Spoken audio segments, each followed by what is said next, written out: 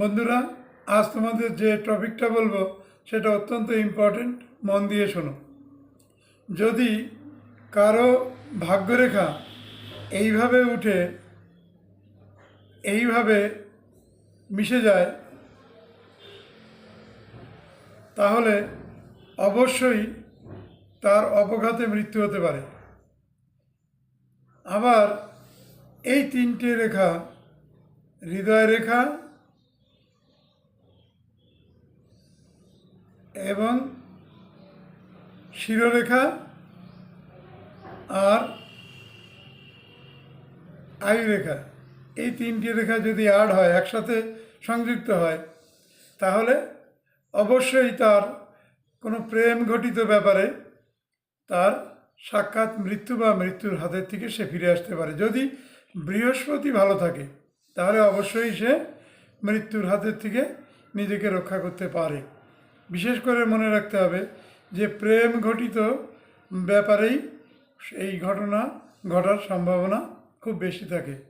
সাক্ষাৎ মৃত্যু অথবা মৃত্যুর থেকে যদি বৃহস্পতি ভালো থাকে তাহলে সে ফিরেও আসতে পারে।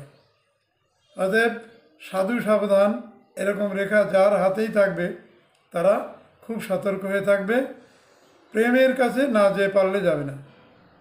আর যদি বা যেয়ে থাকো তাহলে আত্মবিনাশের চেষ্টা করবে না।